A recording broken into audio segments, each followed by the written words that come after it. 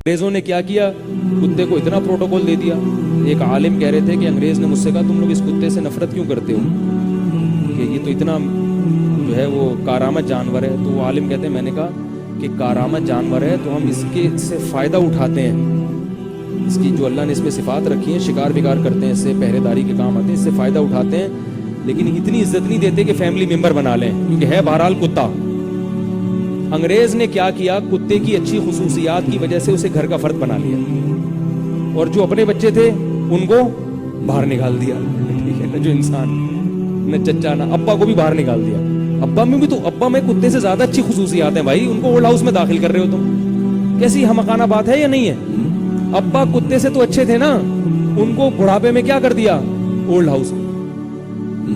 اگر ابا میں کوئی خصوصیت نہیں ہوتی, آپ کہہ سکتے ہیں ابا کتے جیسے معاذ اللہ وفادار نہیں تھے, ابا دم نہیں ہلاتے کتے کی طرح, تو ابا میں سب سے بڑی خصوصیت یہ کہ وہ ابا ہے نا, یہ کوئی کم خصوصیت ہے, انہوں نے جنا ہے آپ کو. تو یہ پاگل ہیں, ان سے آپ چیزیں لیں, پنکھے لیں, موبائل لیں, ان کی تہذیب کو فالو مت کریں. بھائی تہذیب وہ ہے جو اسلام نے بتائی ہے, لائف اسٹائل اسلام نے بتایا ہے, اسلام نے ہمیں سائنس نہیں سکھائی ہے.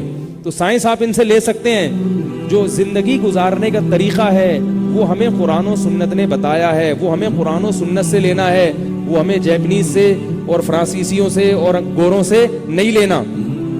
تو کتے سے ٹھیک ہے کام لیں آپ, مگر گھر کے باہر باہر رہیں, اندر نہ لائیں اس کو ساتھ.